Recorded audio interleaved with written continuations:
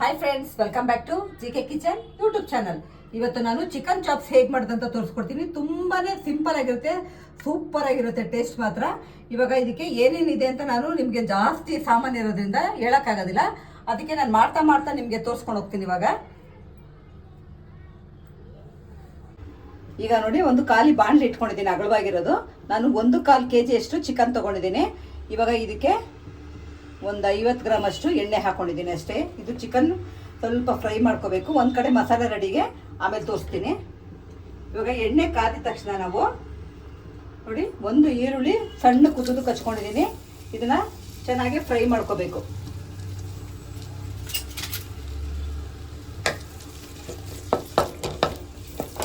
ಚೆನ್ನಾಗಿ ಫ್ರೈ ಮಾಡ್ಕೊಳ್ಳೋಣ ಇದನ್ನ.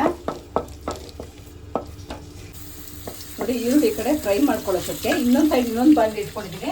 ಅದಕ್ಕೆ ಸ್ವಲ್ಪ ಎಣ್ಣೆ ಹಾಕೊಳ್ತಾ ಇದ್ದೀನಿ ಮಸಾಲೆ ಹುರ್ಕೊಳ್ಳೋದಕ್ಕೆ. ನೋಡಿ, ಇಷ್ಟು ಎಣ್ಣೆ ಸಾಕು. ಎಣ್ಣೆ ಸ್ವಲ್ಪ ಕಾಯಿದೆ. ನೋಡಿ, ಈರುಳ್ಳಿ ಇವಾಗ ಈ ಕಡೆ ಸ್ವಲ್ಪ ಫ್ರೈ ಆಗಿಬಿಟ್ಟಿದೆ ಚೆನ್ನಾಗಿ.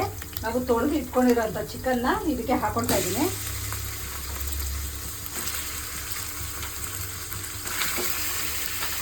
ಚೆನ್ನಾಗಿ 2-3 ಸತಿ ತೊಳ್ಕೊಳ್ಳಿ, ಇಲ್ಲಾಂದರೆ ಒಂಥರ ಕೆಟ್ಟ ಸ್ಮೆಲ್ ಥರ ಇರುತ್ತೆ ಚಿಕನ್ನು.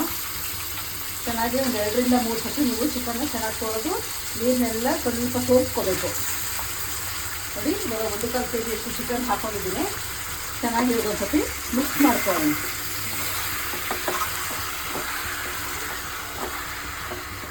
ಇದು ಸ್ವಲ್ಪ ಒಂದು 5 ನಿಮಿಷ ಇದು ಬೇಯ್ದು ಈ ಕಡೆ. ನೋಡಿ, ಇನ್ನೊಂದು ಸೈಡ್ ಇವಾಗ ಎಣ್ಣೆ ಕಾಯ್ತಿದೆ. ಇದಕ್ಕೆ ನಾನು ಸ್ವಲ್ಪ ಮೀಡಿಯಮ್ ಆಗಿರೋ ಈರುಳ್ಳಿನ 5 ಈರುಳ್ಳಿ ತೊಗೊಂಡಿದ್ದೀನಿ. ಇದಕ್ಕೆ ಹಾಕೊಳ್ತಿದ್ದೀನಿ. ಇದು ಸ್ವಲ್ಪ ಈರುಳ್ಳಿನ ಚೆನ್ನಾಗಿ ಫ್ರೈ ಮಾಡ್ಕೊಳ್ಳೋಣ. ಚೆನ್ನಾಗಿ ಅಂತ ಏನು ಬೇಕಾಗಿಲ್ಲ, ಸ್ವಲ್ಪ ಫ್ರೈ ಮಾಡ್ಕೊಂಡ್ರೆ ಸಾಕು. ನೋಡಿ, ಇವಾಗ ಚಿಕನ್ ಬೇಯ್ತಾ ಇದ್ದಂಗೆ ಅವಾಗೆ ರುಚಿಗೆ ತಕ್ಕಷ್ಟು ನಾನು ಇವಾಗ ಕಲ್ಲುಪ್ಪು ಹಾಕೊಳ್ತಾ ಇದ್ದೀನಿ. ನಿಮಗೆ ಕಲ್ಲುಪ್ಪು ಹಾಕೊಳ್ಳೋಕ್ಕೆ ಸ್ವಲ್ಪ ಬರೋದಿಲ್ಲ ನಮಗೆ ಜಾಸ್ತಿ ಅಂತ ಅಂತಂದರೆ ಪುಡಿ ಕೂಡ ಹಾಕೋಬೋದು. ನೋಡಿ, ಕಲ್ಲುಪ್ಪು ಹಾಕಿದ್ಮೇಲೆ ನಾನು ಇದಕ್ಕೆ ಒಂದು ಅರ್ಧ ಸ್ಪೂನಷ್ಟು ಪೆಪ್ಪರ್ ಪೌಡ್ರ್ ಹಾಕೊಳ್ತಾ ಇದ್ದೀನಿ. ಉಪ್ಪು ಖಾರ ಚೆನ್ನಾಗಿ ಹಿಡ್ಕೊಳ್ಳುತ್ತೆ ಅಂತ. ಜೊತೆಗೇನೆ ಸ್ವಲ್ಪ ಅರಿಶಿನ ಪುಡಿ ಕೂಡ ಹಾಕೊಳ್ತೀನಿ. ಯಾಕಂದರೆ ಸ್ವಲ್ಪ ಹಸಿ ಸ್ಮೆಲ್ಲಲ್ಲಿ ಚೆನ್ನಾಗಿರಲ್ಲ ಈ ಚಿಕನ್ನು, ಅದಕ್ಕೋಸ್ಕರ ಅರಿಶಿನ ಹಾಕ್ಕೋಬೇಕು. ಹಾಕ್ಕೊಂಡು ಚೆನ್ನಾಗಿ ಮಿಕ್ಸ್ ಮಾಡಿಬಿಡೋಣ. ಇವಾಗ ಇದು ಇಡ್ಲಿಗೆ ಮತ್ತು ದೋಸೆಗೆ, ಚಪಾತಿಗೆ ಮತ್ತು ಪರೋಟ ಕೂಡ ಗ್ರೇವಿ ತುಂಬ ಸಖತ್ತಾಗಿರುತ್ತೆ. ಇದು ತಿರುಗಿಸಿ ಇದನ್ನು ಒಂದು 5 ನಿಮಿಷ ನಾವು ಚೆನ್ನಾಗಿ ಪ್ಲೇಟ್ ಮುಚ್ಚಿಟ್ಬಿಡೋಣ. ಇವಾಗ ನೋಡಿ, ಇನ್ನೊಂದು ಸೈಡ್ ಇವಾಗ ಈರುಳ್ಳಿ ಹುರಿದಿದ್ದಾಗಿದೆ. ನೋಡಿ, ಸ್ವಲ್ಪ ಕಲರ್ ಚೇಂಜ್ ಆದರೆ ಸಾಕು, ಎಲ್ಲನೂ ಹುರ್ಕೋಬೇಕಲ್ಲ. ಇವಾಗ ಇದ್ರ ಜೊತೆಗೇನೆ ನಾನು ನಮ್ಮ ಕೈಲಾಗಷ್ಟು ಒಂದು ಇಡಿಯಷ್ಟು, 1/4 kg ಚಿಕನ್ಗೆ ಒಂದು ಇಡಿಯಷ್ಟು ಧನಿಯಾ ಬೀಜ ಪೌಡ್ರ್ ಹಾಕೊಂಡಿಲ್ಲ, ನಾನು ಧನಿಯಾನೇ ಹಾಕೊಂಡಿದ್ದೀನಿ. ಚೆನ್ನಾಗಿ ಇದನ್ನು ಮಿಕ್ಸ್ ಮಾಡ್ಕೊಳ್ಳೋಣ. ನಾವು ಒಂದೊಂದಾಗಿ ಹಾಕೊಳ್ತಾ ಫುಲ್ಲು ಉರಿಯೋದಂಗಾಗುತ್ತೆ ಇದು. ಇವಾಗ ಒಂದು 10 ಹಸಿಮೆಣಸಿನ್ಕಾಯಿ ಹಾಕೊಳ್ತಾ ಇದ್ದೀನಿ. ಆಮೇಲೆ ಒಂದು 5 ಲವಂಗ, ಜಾಸ್ತಿ ಹಾಕೊಳ್ಕೋಬೇಡಿ, ಅದೇ ಸ್ಮೆಲ್ ಬರುತ್ತೆ. ನೋಡಿ, ಒಂದು 5 ಲವಂಗ ಹಾಕೊಂಡಿದ್ದೀನಿ. ಚಕ್ಕೆ ನೋಡಿ, ಈ ಥರದ್ದು ಒಂದು 2-3 ಪೀಸ್ ಹಾಕೊಂಡಿದ್ದೀನಿ ಅಷ್ಟೇ. ಮತ್ತು ಚಿಕ್ಕ ಗಡ್ಡೆ ಆಗಿರೋದ್ರಿಂದ 2 ಬೆಳ್ಳುಳ್ಳಿ ನಾನು ಸಿಪ್ಪೆ ತೆಗೆದಿಲ್ಲ, ಹಾಗೆ ಹಾಕೊಳ್ತಾ ಇದ್ದೀನಿ. ಮತ್ತು ನೋಡಿ, 1 ಸ್ಪೂನಷ್ಟು ಮೆಣಸು, ನಮ್ಗೆ 1 ಕೈ ಹಿಡಿಯಷ್ಟು ಹುರ್ಗಡ್ಡೆ, ಇಷ್ಟು ಹಾಕೊಂಡು ಚೆನ್ನಾಗಿ ಮಿಕ್ಸ್ ಮಾಡೋಣ. ಇವಾಗ ಸ್ವಲ್ಪ ಇದು ಚೆನ್ನಾಗಿ ಫ್ರೈ ಮಾಡ್ಕೋಬೇಕು. ಇವಾಗ ಇದ್ರ ಜೊತೆಗೇ ನಾನು ನೋಡಿ 1 ಇಂಚಷ್ಟು ಶುಂಠಿ ತೊಗೊಂಡಿದ್ದೀನಿ. ಇದನ್ನು ಚಿಕ್ಕದಾಗಿ ಕಟ್ ಮಾಡಿ ಇದಕ್ಕೆ ಹಾಕೊಳ್ಳೋಣ. ನೋಡಿ, ಇವಾಗ ಶುಂಠಿನ ಚಿಕ್ಕದಾಗಿ ಪೀಸ್ ಮಾಡ್ಕೊಂಡಿದ್ದೀನಿ, ಅದು ಹಾಕೊಳ್ತಾ ಇದ್ದೀನಿ. ಹಾಕೊಂಡು ಇವಾಗ ಮಿಕ್ಸ್ ಮಾಡ್ಕೊಳ್ಳೋಣ. ಇವಾಗ ನಾನು ನಮ್ಮ ಕೈ ಹಿಡಿಯಷ್ಟು ಪುದೀನ ಸೊಪ್ಪು ತೊಗೊಳ್ತಾ ಇದ್ದೀನಿ. ಚೆನ್ನಾಗಿ ತೊಳೆದು ಹಾಕೊಳ್ಬೇಕು ಇದಕ್ಕೆ. ಇವಾಗ ಚೆನ್ನಾಗಿ ಇದರಲ್ಲಿ ಹುರ್ಕೊಳ್ಳೋಣ. ಸ್ವಲ್ಪ ಪುದೀನ ಸೊಪ್ಪು ಹಸಿ ಸ್ಮೆಲ್ ಹೋಗ್ಬೇಕಲ್ಲ, ಮಿಕ್ಸ್ ಆಗಬೇಕು, ಚೆನ್ನಾಗಿ ಹುರ್ಕೊಳ್ಳೋಣ. ಈರುಳ್ಳಿ ಏನಕ್ಕಪ್ಪ ಇದು 4-5 ಹಾಕೊಂಡಿದ್ದೀನಿ, ಸ್ವಲ್ಪ ಗ್ರೇವಿ ಗಟ್ಟಿಗಿರುತ್ತೆ ಮತ್ತು ತಿನ್ನಬೇಕಾದ್ರೂ ಟೇಸ್ಟ್ ಇರುತ್ತೆ ಈರುಳ್ಳಿ ಹಾಕೊಂಡ್ರೆ.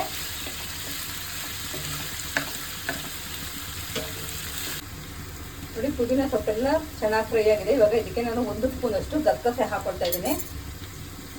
ಗಸಗಸೆ ಹಾಕೊಂಡು ಮಿಕ್ಸ್ ಮಾಡ್ಕೊಳ್ಳೋಣ.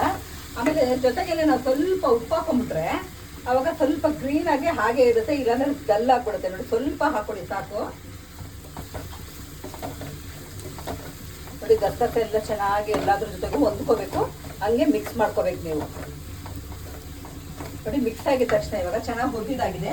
ಕೊನೆಯದಾಗಿ ಇವಾಗ ನಾನು 1 ಹಿಡಿಯಷ್ಟು ಕೊತ್ತಂಬರಿ ಸೊಪ್ಪು ಕೂಡ ಹಾಕೊಳ್ತಾ ಇದ್ದೀನಿ. ಇದನ್ನು ಅಷ್ಟೇ ಚೆನ್ನಾಗಿ ಮಿಕ್ಸ್ ಮಾಡಿಕೊಂಡು ಇದು ಸ್ವಲ್ಪ ಸಾಫ್ಟಾಗಿ ಹೊಂದ್ಕೊಬಿಡ್ಬೇಕು ಬೆಂದು.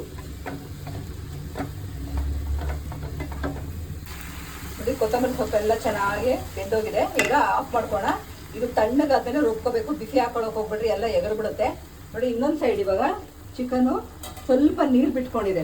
ಚೆನ್ನಾಗಿ ಬೆಂದೋಗ್ಬೇಕಿದು, ಇಲ್ಲ ಅಂದರೆ ಹಾಗಾಗಿ ಚೆನ್ನಾಗಿರೋದಿಲ್ಲ. ಮತ್ತು ತಿನ್ನೋಕ್ಕೂ ಸಾಫ್ಟ್ ಇರೋಲ್ಲ, ಹಂಗೆ ಸ್ವಲ್ಪ ಗಟ್ಟಿ ಇರುತ್ತೆ.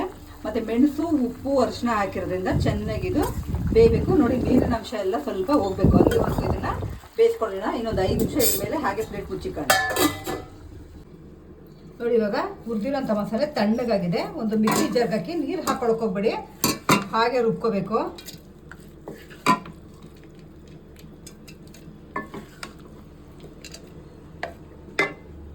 ನೋಡಿ ಮಿಕ್ಸಿ ಜಾರ್ಗೆ ಪೂರ್ತಿ ಮಸಾಲೆ ಹಾಕೊಂಡಿದ್ದೀನಿ. ನೀರು ಹಾಕೊಂಡಿದ್ದೀರ. ಈಗ ಇದನ್ನ ರುಬ್ಕೋಣ.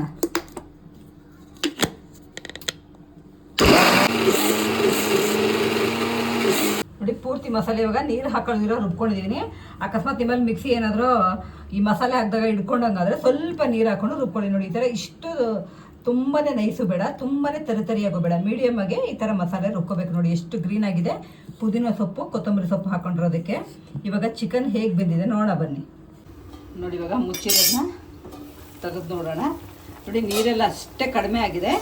ಇವಾಗ ಏನು ಮಾಡಬೇಕಂದ್ರೆ ನಾವು ನೀರು ಸ್ವಲ್ಪ ಡ್ರೈ ಆಗಬೇಕಲ್ವಾ, ಅದಕ್ಕೋಸ್ಕರ ಏನು ಮಾಡೋಣ, ಸ್ವಲ್ಪ ಪ್ಲೇಟ್ನ ಮುಚ್ಚಿದೀವಲ್ಲ ಅದನ್ನು ತೆಗೆದ್ಬಿಟ್ಟು ಹಾಗೆ ಸ್ವಲ್ಪ ಇದನ್ನು ಬೇಯಿಸ್ಕೊಳ್ಳೋಣ. ಆವಾಗ ನೀರು ಸ್ವಲ್ಪ ಡ್ರೈ ಆಗುತ್ತೆ. ನೋಡಿ ನೀರು ಸ್ವಲ್ಪ ಕಡಿಮೆ ಆಗಿದೆ. ಈ ನೋಡಿ ಇಷ್ಟು ನೀರಿದ್ರೆ ಪರವಾಗಿಲ್ಲ. ಇವಾಗ ರುಬ್ಬಿರೋ ಅಂಥ ಮಸಾಲೆ ಹಾಕೊಂಡ್ರೆ ಚಿಕನ್ಗೆ ಕರೆಕ್ಟಾಗಿ ಹಿಡ್ಕೊಳ್ಳುತ್ತೆ. ನೋಡಿ ನೀರು ಇದರಲ್ಲಿ ಚಿಕನಲ್ಲಿ ಇರೋದ್ರಿಂದ ನೋಡಿಕೊಂಡು ಹಾಕೋಬೇಕು. ನೀವು ಜಾಸ್ತಿ ಹಾಕೊಳ್ಕೋಬೇಡಿ. ತುಂಬಾ ತೆಳ್ಳಗಿದ್ರೆ ಇದು ಚೆನ್ನಾಗಿರಲ್ಲ ಚಾಪ್ಸು. ಸ್ವಲ್ಪ ಗಟ್ಟಿಗಿದ್ರೆ ಚೆನ್ನಾಗಿರುತ್ತೆ. ಹಾಕೊಂಡ್ಮೇಲೆ ಚೆನ್ನಾಗಿ ಇವಾಗ ಮಿಕ್ಸ್ ಮಾಡ್ಕೊಳ್ಳೋಣ. ನೋಡಿ ಎಷ್ಟು ಗ್ರೀನಾಗಿ ಸಖತ್ತಾಗಿದೆ ಅಂತ.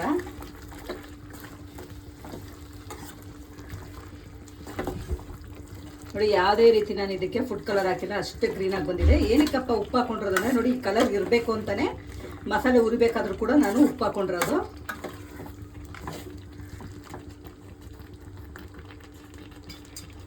ಇವಾಗ ಇದಕ್ಕೆ ಸ್ವಲ್ಪ ಚಿಕನಲ್ಲಿ ಹೊಂದ್ಕೊಂಡು ಮೇಲೆ ನಾವು ಬೇಕಿದ್ದಾಗ ನೀರು ಹಾಕೊಳ್ಳೋಣ. ಈ ಮಸಾಲೆ ಎಲ್ಲ ಹಾಕಿದ್ಮೇಲೆ ಈ ಮಿಕ್ಸಿ ಜಾರ್ ತೊಳೆದು ಸ್ವಲ್ಪ ಒಂದು ಚಿಕ್ಕ ಗ್ಲಾಸ್ ಅಷ್ಟು ನೀರು ಹಾಕೊಳ್ತಾ ಇದ್ದೀನಿ. ಹಾಕ್ಕೊಂಡು ನಿಮ್ಗೆ ಎಷ್ಟು ಬೇಕೋ ಅಷ್ಟು ನೀರು ಹಾಕೊಳ್ಳಿ. ಆಗಲೇ ಹೇಳ್ದಂಗೆ ಜಾಸ್ತಿ ನೀರು ಹಾಕೊಳ್ಳೋಕ್ಕೆ ಹೋಗಬೇಡಿ, ಚೆನ್ನಾಗಿ ಬರೋದಿಲ್ಲ. ನೋಡಿ ಇವಾಗ ಇದಕ್ಕಿಂತ ಸ್ವಲ್ಪ ನೀರು ಬೇಕು. ಇವಾಗ ನಿಮಗೆ ಗೊತ್ತಾಗ್ತದೆ ಗಟ್ಟಿಗಿದೆ ಮಸಾಲೆ.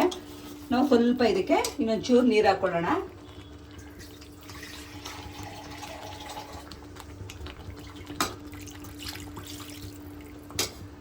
ಚಪಾತಿಗೆಲ್ಲ ಗ್ರೇವಿ ಬೇಕಲ್ವಾ, ನೋಡಿ ಇಷ್ಟು ನೀರಿದ್ರೆ ಸಾಕು. ಚೆನ್ನಾಗಿ ಮಿಕ್ಸ್ ಮಾಡಿ ಉಪ್ಪು ಕರೆಕ್ಟಾಗಿದೆಯಾ ನೋಡಿಕೊಂಡು ಇನ್ನೊಂದು 5 ನಿಮಿಷ ಈ ಮಸಾಲೆ ಎಲ್ಲ ಚಿಕನ್ ಜೊತೆಗೆ ಹೊಂದ್ಕೋಬೇಕು, ಚೆನ್ನಾಗಿ ಹಿಡ್ಕೋಬೇಕು. ಪ್ಲೇಟ್ ಮುಚ್ಚಿಕೋಣ ಇವಾಗ. ನೋಡಿ ಇವಾಗ ಒಂದು 5 ನಿಮಿಷ ಆಗಿದೆ. ನೋಡಿ ಮಸಾಲೆ ಎಲ್ಲ ಸಕ್ಕತ್ತಾಗಿ ಬೆಂದಿದೆ ಮತ್ತು ಹೊಂದ್ಕೊಂಡಿದೆ ಚೆನ್ನಾಗಿ. ಇವಾಗ ಕೆಳಗಡೆಯಿಂದ ಮೇಲೆ, ಮೇಲಿಂದ ಕೆಳಗಡೆಗೆ ಚೆನ್ನಾಗಿ ಮಿಕ್ಸ್ ಮಾಡ್ಕೋಬೇಕು. ಇವಾಗ ನಾವು ಎಲ್ಲ ಒಂದೇ ಕಡೆ ಮಸಾಲೆ ಇರುತ್ತೆ ಮತ್ತು ಕರೆಕ್ಟಾಗಿ ಉಪ್ಪಿದೆಯಲ್ಲ ನೋಡ್ಕೊಳ್ಳಿ. ನೋಡಿ ಇವಾಗ ಚಿಕನ್ ನೋಡಿ ಮೂಳೆಯಿಂದನೇ ಬಿಟ್ಕೊಂಡಿದೆ, ಚೆನ್ನಾಗಿ ಬೆಂದಿದೆ. ಇವಾಗ ಇದನ್ನು ಆಫ್ ಮಾಡ್ಕೊಳ್ಳೋಣ. ಒಂದು ಪ್ಲೇಟ್ಗೆ ಹಾಕ್ಕೊಂಡು ಇವಾಗ ತಿನ್ಕೊಳ್ಳೋಣ. ನೋಡಿ ಬಿಸಿ ಬಿಸಿಯಾಗಿ ತುಂಬಾ ಸೂಪರಾಗಿ ಗ್ರೀನಾಗಿ ಪುದೀನ ಮತ್ತು ಕೊತ್ತಂಬರಿ ಸೊಪ್ಪು ಹಾಕಿರೋ ಚಿಕನ್ ಚಾಪ್ ಸೂಪರಾಗಿ ರೆಡಿಯಾಗಿದೆ. ಆಮೇಲೆ ನೀವು ಇದು ಮುದ್ದೆ ಜೊತೆಗೆ ಇಡ್ಲಿ, ದೋಸೆ, ಆಮೇಲೆ ಪರೋಟ ಎಲ್ಲ ಜೊತೆಗೆ ಸೂಪರ್ ಕಾಂಬಿನೇಷನ್. ಮತ್ತು ನಾವು ಎಷ್ಟು ಈರುಳ್ಳಿ ಮಸಾಲೆ ಹಾಕ್ಕೊಳ್ತೀವೋ ಅಷ್ಟು ಗ್ರೇವಿ ಬರುತ್ತೆ. ನೀವು ಕಡಿಮೆ ಹಾಕ್ಕೊಂಡ್ರೆ ಕಡಿಮೆ ಬರುತ್ತೆ. ಆಮೇಲೆ ನೋಡಿ ಇವಾಗ ನಾನು ತೋರಿಸಿರೋಂಗೆ ನೀವು ಮಾಡಿ ನೋಡಿ. ನಾನು 1/4 kg ಈ ಮೆಥಡ್ ಮಾಡಿ ತೋರಿಸಿದ್ದೀನಿ. ಸೂಪರಾಗಿ ಬರುತ್ತೆ. ಯಾರ್ಯಾರು ಫಸ್ಟ್ ಟೈಮ್ ವಿಡಿಯೋ ನೋಡ್ತಿದ್ದೀರಾ ಪ್ಲೀಸ್ ಸಬ್ಸ್ಕ್ರೈಬ್ ಮಾಡ್ಕೊಳ್ಳಿ. ನಿಮಗೂ ಈ ವಿಡಿಯೋ ಇಷ್ಟವಾದಲ್ಲಿ ಲೈಕ್ ಮಾಡಿ, ಶೇರ್ ಮಾಡಿ, ಸಬ್ಸ್ಕ್ರೈಬ್ ಮಾಡಿ. ಪಕ್ಕದಲ್ಲೇ ಇರೋ ಬೆಲ್ ಐಕನ್ನ ಕ್ಲಿಕ್ ಮಾಡಿ. Thank you.